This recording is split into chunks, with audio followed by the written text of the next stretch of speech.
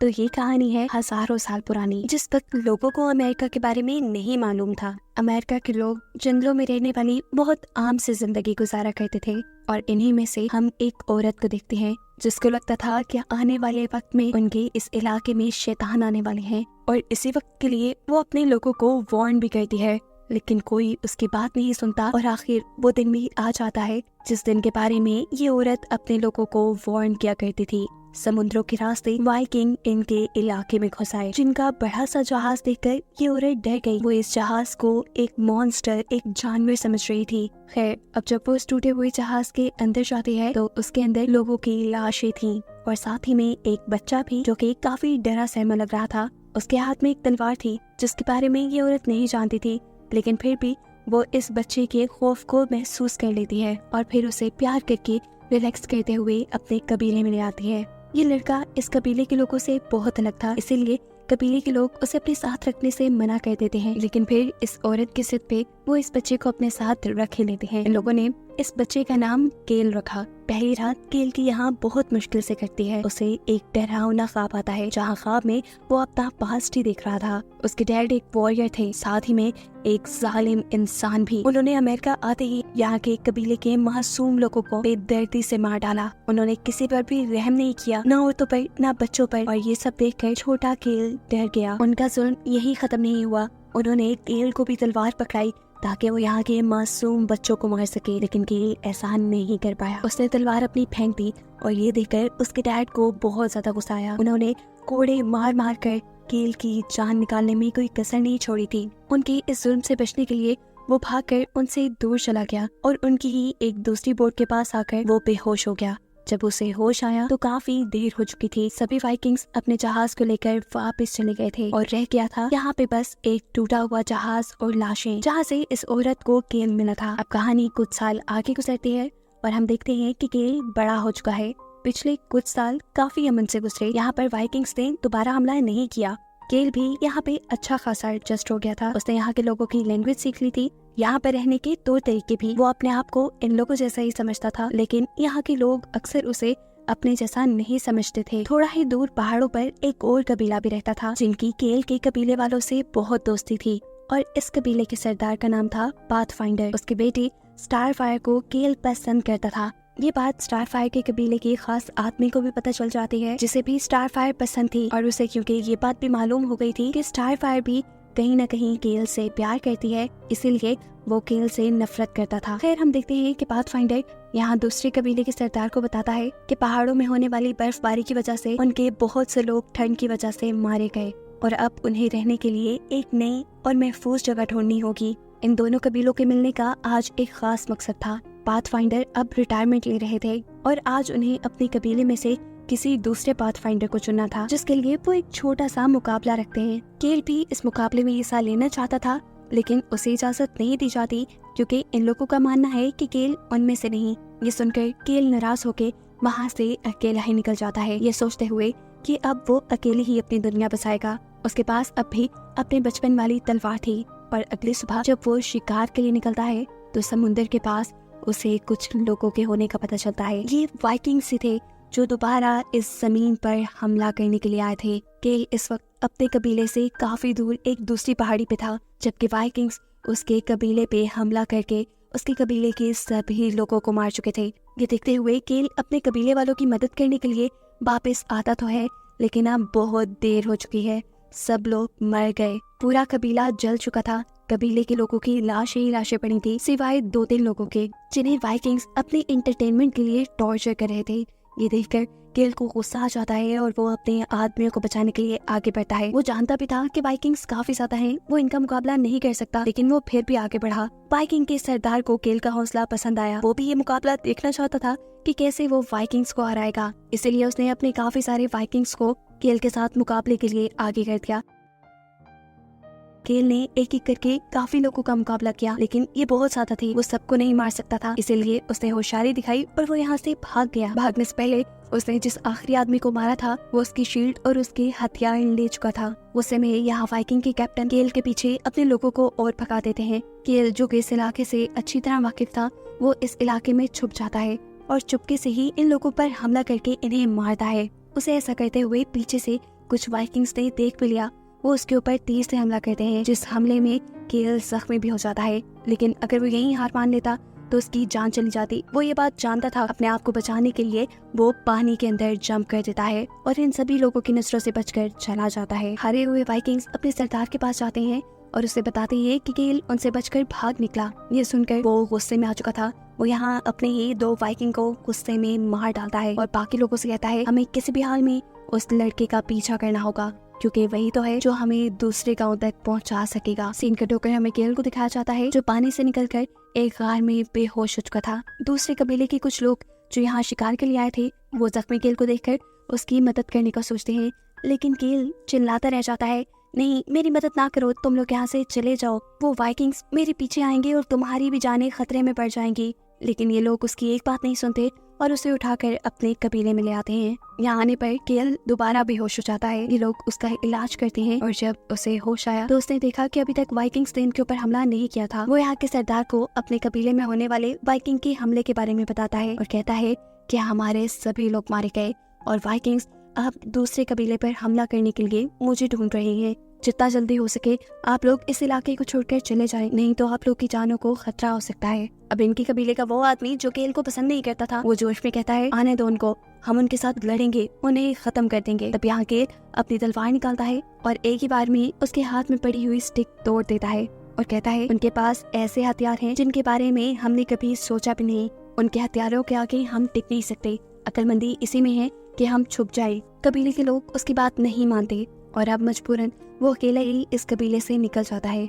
अचानक वो देखता है कि कोई उसके पीछे था। ये एक कबीले का आदमी था जिसे उसकी बातों पे यकीन था और अब वो उसके साथ ही आने वाला था। यहाँ इस कबीले के लोग जिन्हें केल पे एतबार नहीं था, वो केल के कबीले की जगह पे जाते हैं और वहाँ सभी मरे हुए लोगों को और वाइकिंग के हथियारों को देखकर वो ये बात समझ गए कि केल सच कह रहा था और अब इन्हें अपनी जान बचाने के लिए गारों में छुपना पड़ेगा। पर पाथफाइंडर जो कि इस कबीले का सरदार था, उसे छुपना बिल्कुल पसंद नहीं था। वो फैसला करता है कि वो वाइकिंग से लड़ेगा और उसका ये फैसला स्टारफायर को परेशानी में डाल देता है। वो जानती थी कि इनके अंदर जितनी भी हिम्मत हो, वाइकिंग्स का मुकाबला अच्छे से नहीं कर पाएंगे और अगर इनके साथ केल ना हुआ तो इनका लड़ना और भी मुश्किल हो जाएगा, क्योंकि केल पहले भी उनका मुकाबला कर चुका है और उन लोगों को जानता है। इसीलिए वो केल के पास आते हैं, तुम हमारी मदद करो, मैं जानती हूँ कि तुम्हारे बगैर हम ये नहीं कर पाएंगे। यहाँ केल जो उससे प्यार करता था वो उसे इनकार नहीं कर पाता और उनका साथ देने के लिए तैयार हो जाता है। इस कबीले के लोग अपनी औरतों, बच्चों और बूढ़ों को गारों में छुपा देते हैं और खुद वाइकिंग से लड़ने के लिए अपनी फौज तैयार करते हैं। अब केल इनके साथ जंग की प्लानिंग करवाता है और कहता है कि हम सामने से उनके ऊपर वार नहीं करेंगे, हम छुपके से उनके ऊपर वार करेंगे,